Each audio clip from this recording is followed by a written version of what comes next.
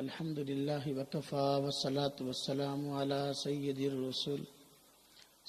الرسل وخاتم الأنبياء أما بعد فأعوذ بالله من الشيطان الرجيم بسم الله الرحمن الرحيم وما هذه الحياة الدنيا إلا لهو ولعب وإن الدار الآخرة لهي الحيوان لو كانوا يعلمون قال النبي صلى الله عليه وسلم المرء مع من أحبه آمنت بالله صدق الله العظيم وصدق رسوله النبي الكريم ونحن على ذلك من الشاهدين والشاكرين والحمد لله رب العالمین۔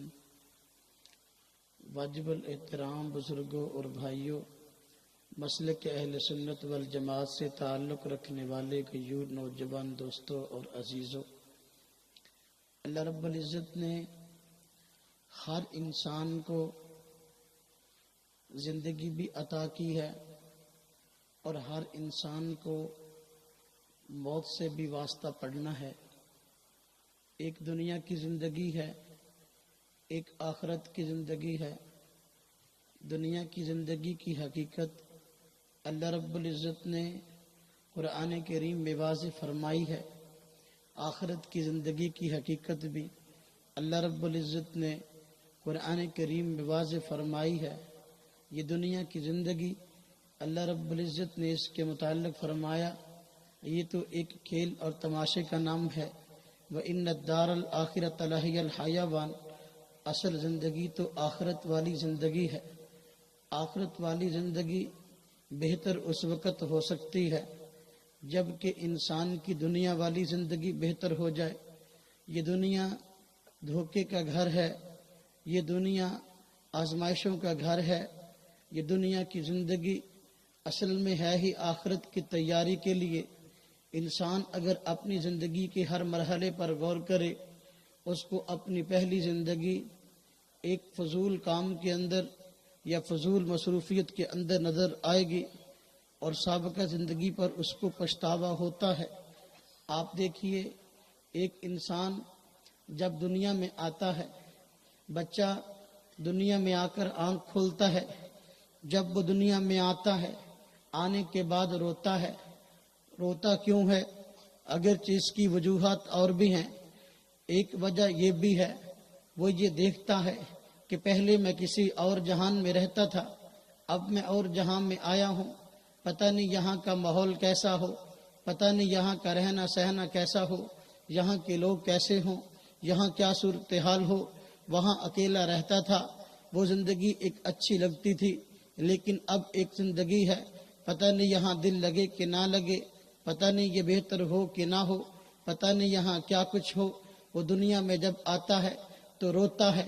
اس کے بعد کچھ عرصہ ایسا آتا ہے کہ انسان اس دنیا کے اندر جی لگا بیٹھتا ہے۔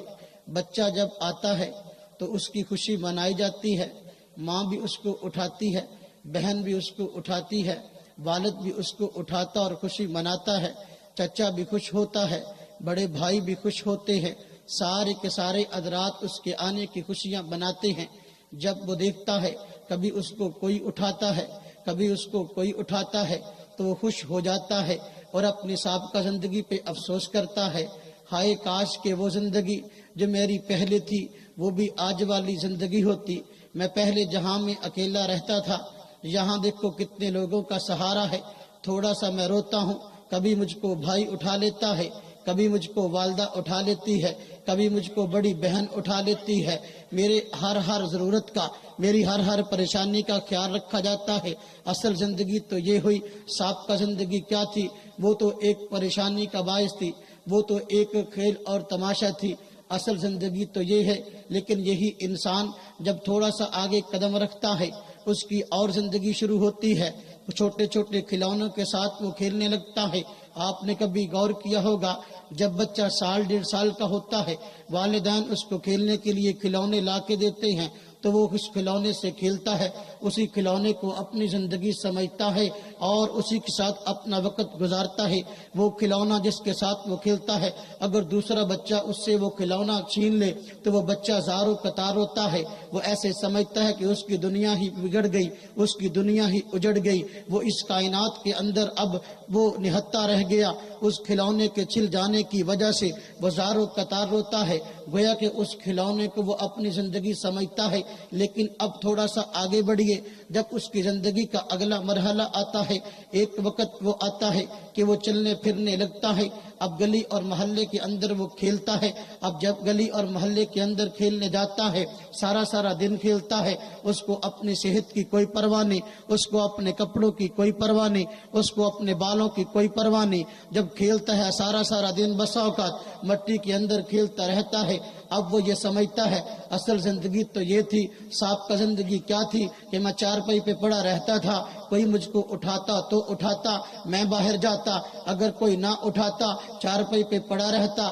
اب میں چلنے پھرنے لگ گیا ہوں، اب میں گلی میں جانے لگ گیا ہوں، میں بازار میں جانے لگ گیا ہوں، اب میں خود اپنے آپ اپنی ٹانگوں سے چل کر جاتا ہوں اور خود کھیلتا ہوں۔ اصل زندگی تو یہ ہے کہ انسان دنیا کے اندر کھیلے اور کودے۔ اب سابقہ زندگی پر افسوس کرتا ہے کہ وہ زندگی کوئی قابل قدر زندگی نہ تھی، اصل زندگی تو اس چیز کا نام ہے۔ لیکن جب وہ تھوڑا سا آگے بڑھتا ہے، تھوڑا سا مزید اس کو اللہ پاک عمر عطا کرتے ہیں، پھر وہ اپنی اس زندگی پر افسوس کرتا ہے۔ اب اس کے اندر ایک اور شوق پیدا ہوتا ہے۔ وہ شوق کیا ہے؟ وہ بننے اور سنورنے کا شوق ہے۔ آپ نے کبھی دیکھا ہوگا 12 اور 14 سال کے بچے، ان کی یہ عمر بننے اور سنورنے کی ہوتی ہے۔ ان کی ہر وقت کوشش یہ ہوتی ہے کہ میں ہر وقت بن اور سنور کر رہوں۔ اچھے کپڑوں کا مطالبہ کرتے ہیں، بالوں کی کٹنگ اچھی کروا کے رکھتے ہیں، حتیٰ کہ بسا اوقات بعض نوجوان سوتے ہیں تو سوتے وقت بکنگی کر کے سوتے ہیں۔ یہ ان کی بننے اور سنورنے کی زندگی ہے۔ وہ سمجھتے ہیں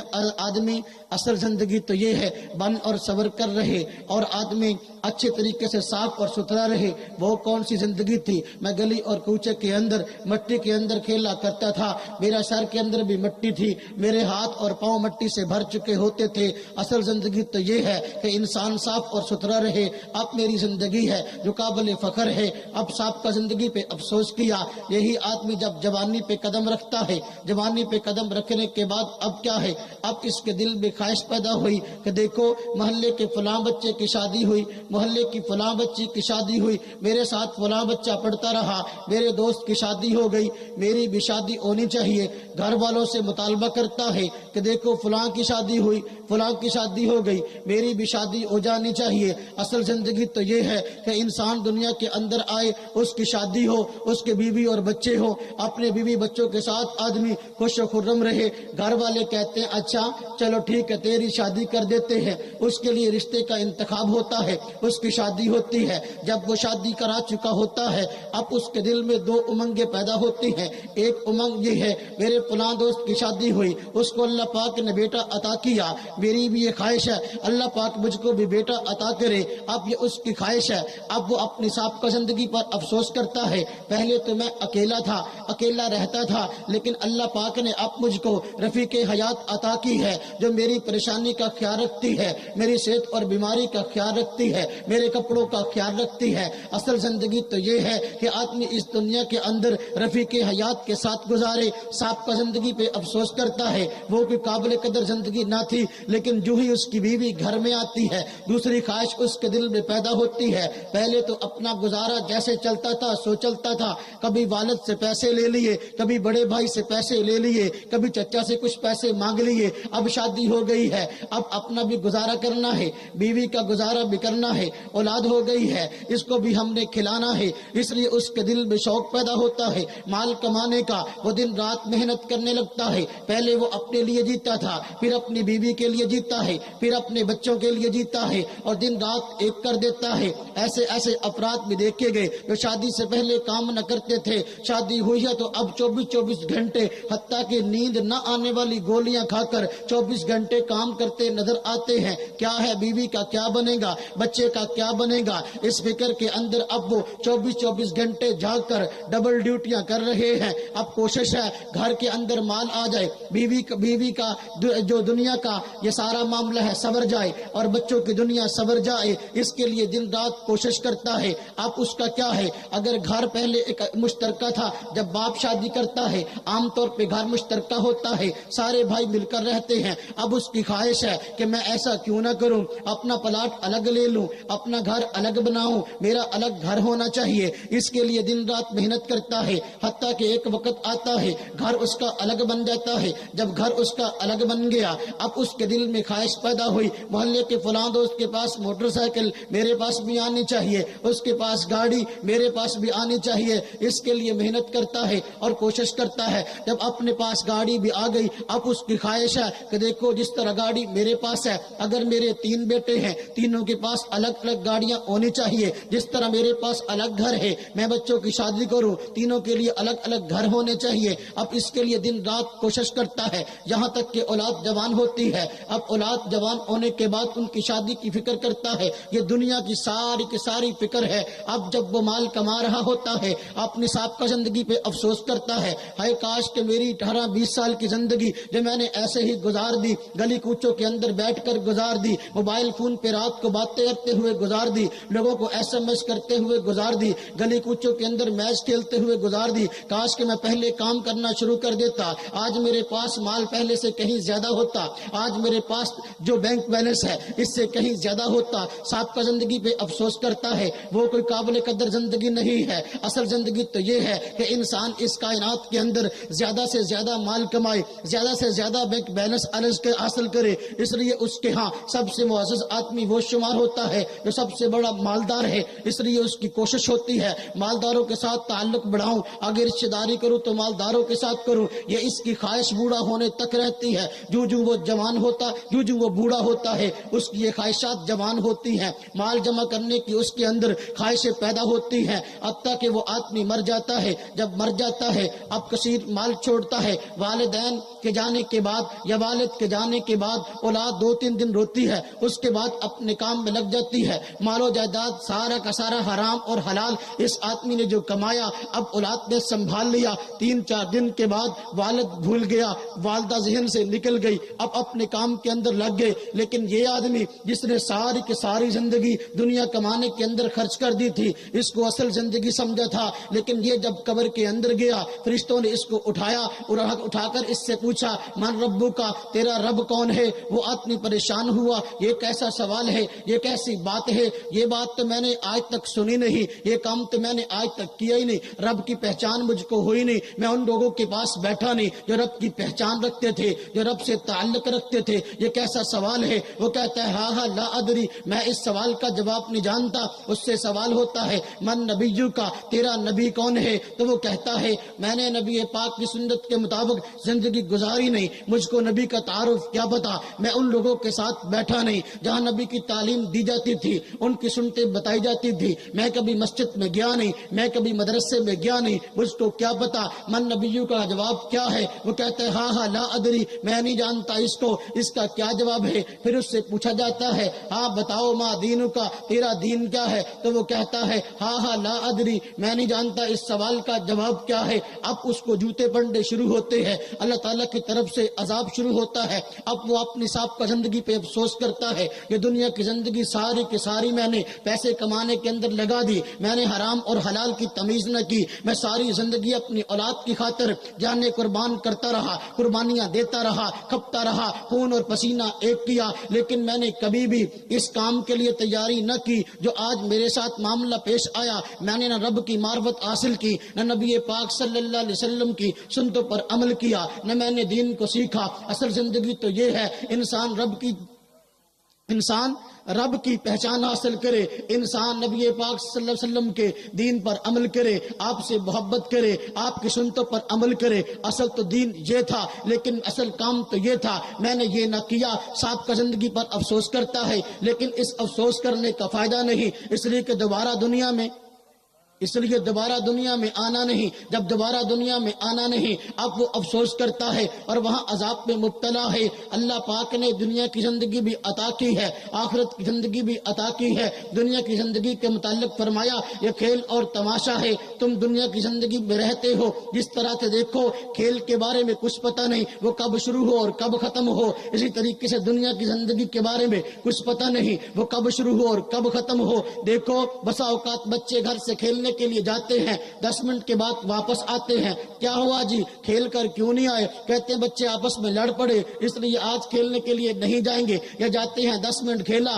لڑائی ہو گئی, واپس آ گئے. کیا ہوا جی, بچے لڑ پڑے اس لیے کھیل ختم ہو گیا. ان کے ذہن میں بھی نہ تھا, گھر سے کھیلنے کے لیے گئے 4 گھنٹے کی اجازت لے کر, 5 گھنٹے کی اجازت لے کر, شام کو آنے کا وعدہ دے کر, لیکن آگے 10 منٹ کے بعد. اسی طرح سے دیکھو بسا اوقات انسان کھیلنے کے لیے جاتا ہے, 2 گھنٹے کا کہہ کے جاتا ہے لیکن سارا دن کھیلتا ہے, شام تک کھیلتا ہے. اس طرح کھیل تماشے کے بارے میں کچھ پتہ نہیں کہ وہ کب ختم ہو. اسی طریقے سے انسان کی زندگی کے بارے میں پتہ نہیں کہ وہ کتنی ہے. کوئی انسان اللہ پاک سے سٹام لکھوا کر نہیں آیا کہ اتنی زندگی اس نے دنیا کے اندر رہنا ہے. جب یہ پتہ ہی نہیں اس نے دنیا کی زندگی گزارنی کتنی ہے تو اس کی تیاری کی ضرورت ہے کہ نہیں؟ ہمارے یہاں تیاری کب کی جاتی ہے؟ جب انسان کے بچے ہو جائیں, جب آگے پوتے ہو جائیں. اب دادا جی کام کے نہ رہے, اب بہو بھی کہتی ہے ابا جی جاؤ مسجد میں, بیٹا بھی کہتا ہے ابا جی جاؤ مسجد میں, پوتے بھی کہتے ہیں آؤ آپ کو مسجد میں چھوڑ کر آئیں. اب مسجد میں آتا ہے لیکن جب جوانی تھی مسجد کا رخ نہ کیا. لیکن جب دیکھو کمانے کے دن تھے, دنیا کماتا رہا لیکن آخرت اس نے نہ کمائی. اصل زندگی تو دنیا کی زندگی نہیں بلکہ آخرت کی زندگی ہے. آخرت کی زندگی کامیاب تب ہوتی ہے, آخرت کی زندگی قیمتی تب بنتی ہے جب انسان دنیا کی زندگی کو قیمتی بنائے, اللہ کے ساتھ تعلق قائم کرے. اللہ کے ساتھ تعلق قائم کرنے کے لیے اللہ پاک نے مراکز بنائے ہیں. نبی پاک صلی اللہ علیہ وسلم کی ذات کے ساتھ تعلق قائم کرنے کے لیے مراکز بنائے ہیں. آپ کے جیب میں موبائل ہے, یہ موبائل فون اس وقت کام کرے گا جب اس سم کا آگے بوتھ کے ساتھ آگے جو ہے وہ کھمبے کے ساتھ جو ہے کنیکشن ہو. اگر اس کا کنیکشن نہیں ہے یہ کام نہیں کرتا. کنیکشن آنے کے ساتھ پھر سگنل آنے بھی چاہیے, سگنل نہیں آتے کام نہیں کرتا. اسی طریقے سے اس سے مراکز ہے, کنیکشن ہے, ایمان کا کنیکشن جڑا ہے مسجد کے ساتھ, ایمان کا کنیکشن جڑا ہے مدرسے کے ساتھ. اب جو آدمی مسجد کے ساتھ تعلق رکھتا ہے, مدرسے کے ساتھ تعلق رکھتا ہے, خود بھی پڑھتا ہے, اپنے بچوں کو پڑھاتا ہے, وہ تو آگے دیکھو کنیکشن جڑ گیا. اب وہ آدمی اپنی آخرت کو سنوار گیا. لیکن جو آدمی اپنا کنیکشن نہ جوڑ سکا مسجد کے ساتھ, جو آدمی کنیکشن نہ جوڑ سکا مدرسے کے ساتھ, اب وہ آدمی دنیا سے گیا ہے تو وہاں قبر کے اندر اس کو مصیبت پیش آئی ہے. اس لیے آج سب سے بڑی ضرورت یہ ہے کہ علم دین حاصل کیا جائے. انسان اس کائنات کے اندر اللہ رب العزت کی مرضی کے مطابق زندگی گزارنے کے لیے آیا, کھانے اور پینے کے لیے نہیں آیا. جانور بھی کھاتے اور پیتے ہیں, شادی اور بچے کے لیے نہیں آیا. بچے بھی دیکھو جس طرح ہم بچے پیدا کرتے ہیں اس طرح جانور بھی بچے پیدا کرتے ہیں. بعض جانور تو ایسے ہیں سال میں 1 سے زائد بچے پیدا کرتے ہیں. اگر بچے کا پیدا کرنا کمال ہوتا تو وہ جانور ام سے شان میں بڑھ جاتا, یہ بھی کوئی مسئلہ نہیں. فلاں آدمی ہے وہ اتنا کھانا کھاتا ہے, یہ بھی کوئی کمال نہیں. بھینس ام سے زیادہ چارہ کھاتی ہے. اگر کوئی آدمی بھینس کو خریدنے کے لیے جائے اور پوچھے ہاں بھائی یہ چارہ کتنا کھاتی ہے, وہ کہ جی چارہ کھاتی ہے 2 من, دودھ کتنا دیتی ہے ½ کلو, خریدے گا نہیں. پہلے پوچھے گا دودھ کتنا دیتی ہے, چارے کا نہیں پوچھتے. اسی طریقے سے دیکھو آج ہم بھی اس دنیا کے اندر رہتے ہیں, کھانے اور پینے کو اپنی زندگی بنا لی ہے. دیکھیے بھائی کھانا زندگی کے لیے نہیں, کھانا زندگی کے لیے ہے بلکہ زندگی کھانے کے لیے نہیں ہے.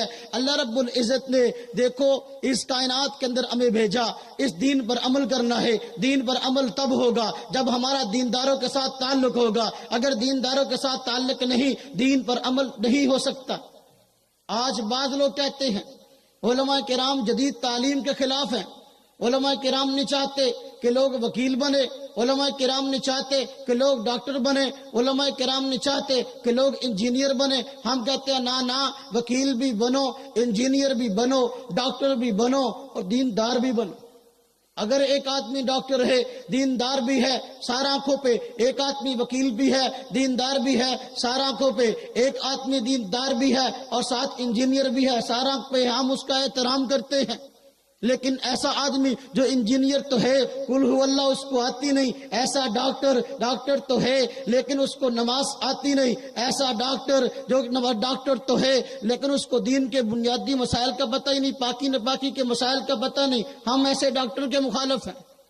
اپنے بچوں کو ڈاکٹر بنانا ہو بالکل بنائیے، لیکن ایسا ڈاکٹر بنائیے جو دیندار ڈاکٹر ہو. اگر ڈاکٹر تو ہے دیندار نہیں ہے، ہم کہتے ہیں یہ مقصد میں کامیاب نہیں ہوا. دیکھیے، دین ہمارا مقصد ہے، دنیا ہماری ضرورت ہے. اس کائنات کے اندر انسان نے روزی کمانی ہے، یہ سارے کے سارے معیشت کے اسباب ہے. ایک آدمی انجینئر بنتا ہے، اس کی دنیا اچھی ہو جاتی ہے، پیسے کماتا ہے. ایک آدمی وکیل بنتا ہے، اس کی دنیا اچھی ہو جاتی ہے، پیسے کماتا ہے. ایک آدمی ڈاکٹر بنتا ہے، اس کی دنیا اچھی ہو جاتی ہے اور وہ اس کو کماتا ہے. لیکن اس کے ساتھ سمجھیے، انجینئر بننا ضرورت ہے، مقصد نہیں ہے. دیندار بننا ہماری ضرورت نہیں بلکہ مقصد ہے. مقصد اور ضرورت کو سمجھیے. کتنے لوگ ایسے ہیں ہمارے ہاں ڈاکٹر ہے، کتنے لوگ ایسے ہیں وکیل ہے، کتنے لوگ ایسے ہیں جو انجینئر ہے، لیکن یہ سب کچھ بننے کے باوجود دین کے بنیادی مسائل کا پتہ نہیں. ہم کہتے ہیں دیکھو کتنے مسلمان ایسے ہیں، کتنے انسان ایسے ہیں جن کو پوری کی پوری زندگی جو ہے ان ماہروں کے پاس جانے کی ضرورت نہیں پڑتی. مثلاً ایسے لوگ ہمارے معاشرے کے اندر موجود ہیں جن کو پوری زندگی وکیل کے پاس جانے کی ضرورت ہی نہیں پڑتی، اس لیے کہ وکیل کے پاس وہ جائے گا جس کے اوپر کیس ہوگا یا خود کسی کے اوپر کیس کرنا چاہے گا. اللہ پاک تھانے اور کچہریوں کی زندگی سے محفوظ فرمائے. وکیل کے پاس وہ جاتا ہے جس کے اوپر کیس ہو یا اس نے کسی کے اوپر کیس کرنا ہو. کتنے مسلمان ایسے ہیں پوری زندگی کے اندر ان کو کسی پہ کیس کرنے کی ضرورت پڑتی ہی نہیں، ان کے اوپر کوئی کیس کرتا ہی نہیں. وکیل کی ضرورت پڑی، لیکن دین کی ضرورت ہر آدمی کو ہے. معلوم ہوا وکالت ضرورت ہے لیکن دین مقصد ہے. وکالت بعض آدمیوں کے لیے مجبوری اور ضرورت ہے، لیکن دین ہر آدمی کے لیے ضروری ہے. اب دیکھیے اگلی بات، کتنے ہمارے ہاں مسلمان ایسے ہیں جن کو انجینئروں کے پاس جانے کی ضرورت نہیں پڑتی. ایک دیہاتی آدمی ہے، اس نے اگر مکان بنانا ہو، اس نے 5 مرلے جگہ لی ہے. اب اس کو پتہ ہے اپنی ضروریات کو سامنے رکھتے ہوئے وہ آدمی مکان کو خود تعمیر کر لیتا ہے، مستری کے ساتھ مل کر. کہتا ہے بھائی اتنے کمرے بنا لو، یہاں باتھ بنا لو، یہاں کچن بنا لو، اتنا صحن بنا لو، اتنا برآمدہ بنا لو. اس کو انجینئر سے نقشہ بنوانے کی ضرورت پڑتی نہیں. لیکن دین کی ضرورت انجینئر کو بھی ہے. دین کی ضرورت معلوم ہوا انجینئر کی ضرورت ہر آدمی کو نہیں، لیکن دیکھو دین کی ضرورت ہر آدمی کو ہے. کتنے مسلمان ایسے ہیں اللہ پاک نے آج کے دور میں بھی ان کو ایسی صحت عطا کی ہے کہ ان کو زندگی بھر ڈاکٹروں کے پاس جانے کی ضرورت ہی نہیں پڑتی. آپ کہیں گے یہ کیسے ہوگا؟ آج کے دور میں ایسے افراد موجود ہیں. میں اس کی ایک مثال صحابہ کے دور سے پیش کرتا ہوں. ایک آج کے دور سے میں بات عرض کروں گا. نبی پاک صلی اللہ علیہ وسلم کے زمانہ میں آپ کے وفات سے پہلے اب ایسا ہوا، نبی پاک صلی اللہ علیہ وسلم کے پاس ایک حکیم صاحب آئے اور انہوں نے کہا میں یہاں حکمت کی دکان کھولتا ہوں، صحابہ کرام میں سے جو بیمار ہو ان کو کہنا میرے پاس آ کر دوائی لے لیا کریں. اب وہ یہاں تقریباً 6 ماہ رہے. صحابہ کرام ان کے پاس دوائی لینے کے لیے نہ گئے. نبی پاک صلی اللہ علیہ وسلم کے پاس وہ حکیم صاحب شکایت کرنے کے لیے آئے اور کہنے لگے دیکھو مجھ کو اتنا عرصہ ہوا، یہ میں نے کہا تھا یہ صحابہ کرام میرے پاس آ کر جو ہے دوائی لے لیا کرے، یہ میرے پاس دوائی لینے کے لیے نہیں آتے. جب یہ دوائی لینے کے لیے نہیں آتے، آپ ان سے پوچھو شکایت کیا ہے. آپ صلی اللہ علیہ وسلم نے صحابہ کرام سے پوچھا کہ آپ دوائی لینے کے لیے کیوں نہیں جاتے؟ وہ کہتے ہیں ہم بیمار ہوں گے تو دوائی لینے کے لیے جائیں گے، ہم بیمار ہی نہیں ہوتے. وہ حکیم حیران ہوا اور کہنے لگا تم لوگ بیمار کیوں نہیں ہوتے، وجہ اس کی کیا ہے؟ انہوں نے کہا بھی وجہ یہ ہے کہ ہم اپنے کھانے کے اندر ایسی بہترین ترتیب بنائے ہوئے ہیں کہ اس کی وجہ سے ہم بیمار نہیں ہوتے. دیکھو ہمارے کھانے کی ترتیب یہ ہے، ہم اس وقت تک نہیں کھاتے جب تک کہ خوب اچھی طرح بھوک نہیں لگ جاتی. جب اچھی طرح بھوک نہیں لگتی ہم اس سے پہلے کھانے کو نہیں کھاتے، پھر جب کھانا کھانا شروع کرتے ہیں ہم اس سے پہلے ہی کہ ابھی اپنا پیٹ بھرا نہیں ہوتا اس سے پہلے ہی کھانا کھانا بند کر دیتے ہیں۔ پیٹ بھرا نہیں لیکن اس سے پہلے ہی کھانا کھانا بند کر دیا، اس وجہ سے ہم بیماریوں کا شکار نہیں ہوتے۔ تو دیکھو صحابہ کرام کے زمانے میں بہت کم صحابہ کرام بیمار ہوتے تھے۔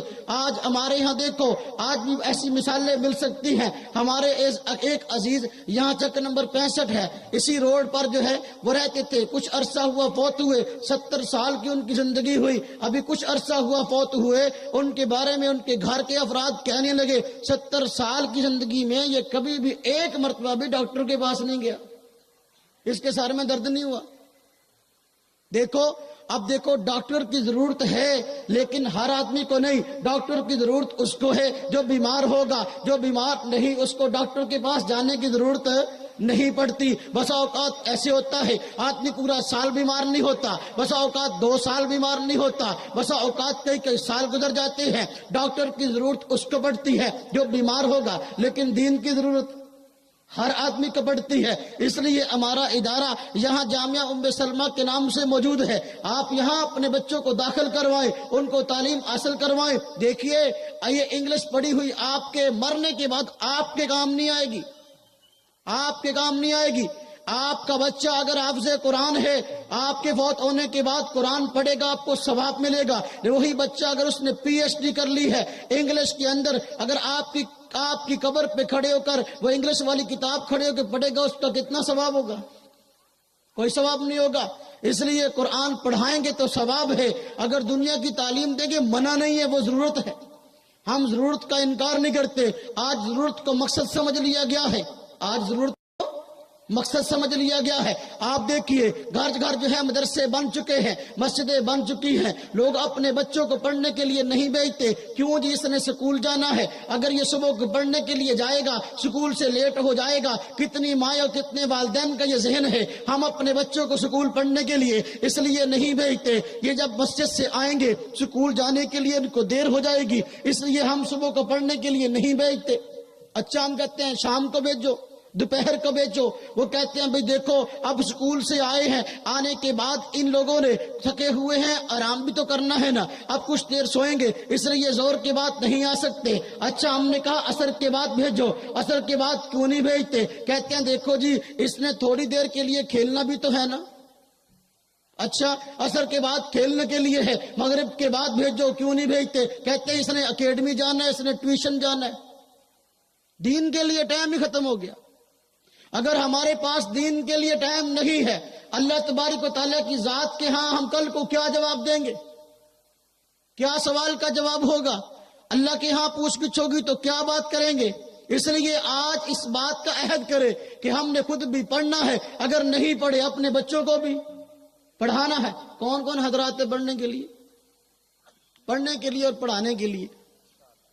ہاں جی، بچوں کو پڑھانا ہے اور خود پڑھنا ہے۔ جامعہ ام سلمہ میں کون کون داخل کروائیں گے اپنے بچوں کو؟ ہاں جی کروائیں گے سارے۔ دیکھیے میں آخری بات عرض کر رہا ہوں،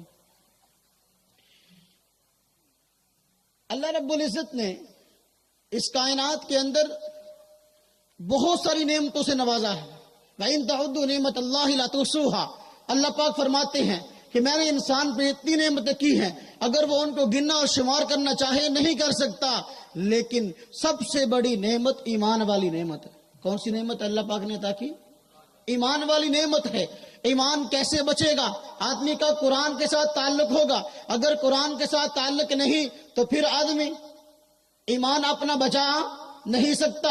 اس لیے یہ قرآن عزت والی کتاب ہے، جو آدمی اس کے ساتھ نسبت قائم کرتا ہے وہ بھی عزت والا بن جاتا ہے۔ آپ دیکھیے اس قرآن کو جس نے زبان حفظ کیا وہ حافظ قرآن بن گیا، جس نے اس کے معنی پہ غور کیا مفسر قرآن بن گیا، جس آدمی نے اس قرآن کو آگے خرید کر لوگوں کو گفٹ کیا ناشر قرآن بن گیا، جس نے اس کی دعوت کو لے کر آگے پہنچایا ہے وہ داعی قرآن بن گیا۔ بنا کہ نہیں جی؟ بالکل بنے گا۔ اس لیے اب دیکھیے یہ عزت والا کلام ہے، یہ عزت والا کلام جس کی اس کے ساتھ نسبت ہوتی ہے وہ بھی عزت والا ہوتا ہے۔ حفظ زبانی کیا، حافظ قرآن بنا ہے، اگر اس آدمی نے اس کی دعوت کو پہنچایا، دعوت دائی قرآن بنا ہے، اگر اس کو اچھے طریقے سے پڑھنا جانتا ہے، تجوید پڑھی ہے، وہ قاری قرآن بنا ہے، یہ عزت والی کتاب ہے۔ جس نے اس کو حاصل کیا وہ بھی عزت والا ہوا ہے۔ اب دین اسلام ہے، یہ عزت والا دین ہے، یہ بہترین دین ہے اور یہ افضل دین ہے۔ دیکھو جس کی اس کی طرف نسبت ہوئی ہے وہ بھی آدمی افضل ٹھہرا ہے، اس کی بھی عزت ہوئی ہے۔ جس آدمی نے اس کو قبول کیا، دین اسلام کو قبول کیا، وہ مسلمان بنا ہے۔ جس نے اس دین کے ساتھ تعلق جوڑا ہے اور جوڑنے کے ساتھ جو ہے اس کی دعوت دی ہے وہ داعی اسلام بنا ہے۔ جس آدمی نے اس دین کو آگے پھیلانے کے لیے کام کیا ہے وہ ناشر اسلام بنا ہے۔ جس آدمی نے اس کے بارے میں اتنی محنت کی ہے کہ لوگوں نے خود اس کی محنت کو مثالی مانا ہے، وہ آدمی ہمارے یہاں شیخ الاسلام بنا ہے۔ جو آدمی اس اسلام کے ساتھ جڑا اور اس آدمی کے کئی شیخ الاسلام شاگرد ہوئے ہیں وہ حجت الاسلام بنا ہے۔ جس آدمی نے اس دین اسلام کے عقائد کو سیکھا ہے، سیکھنے کے بعد اس کا دفاع کیا ہے، پوری کائنات کے اندر دین اسلام کے دفاع کے لیے زندگی خرچ کرنے لگا ہے، وہ متکلم اسلام بنا ہے۔ اس لیے یہ عزت والا دین ہے۔ جو آدمی اس عزت کے ساتھ جڑتا ہے عزت والا ہو جائے گا۔ دین اسلام بھی عزت والا، قرآن بھی عزت والا، دین بھی عزت والا، انسان بھی عزت والا تب بنے گا جبکہ اس کا دین کے ساتھ تعلق ہوگا۔ اگر اس کا دین کے ساتھ تعلق نہیں تو پھر یہ آدمی عزت والا نہیں بن سکتا۔ اس لیے آج سب سے بڑی ضرورت، دینداروں کے خلاف کتنے پروپیگنڈے ہو رہے آپ جانتے ہیں، آپ حضرات کو علم ہے۔ ہمارے معاشرے میں اخبارات لکھ رہی ہیں دینداروں کے خلاف، ٹی وی چینل بول رہے ہیں، نیٹ پہ کیا کچھ نہیں ہے۔ لیکن آج کے دور میں سب سے بڑی ضرورت یہ ہے کہ اپنا تعلق مسجد و مدرسے کے ساتھ جوڑ لیں۔ دین تب رہے گا، دین تب ہمارے اندر رہے گا، ایمان تب رہے گا۔ اللہ رب العزت ہم سب کو نبی پاک صلی اللہ علیہ وسلم کی مبارک سیرت پر اور دین اسلام پر عمل کرنے کی توفیق نصیب فرمائے۔ وآخر دعوانا ان الحمدللہ رب العالمین۔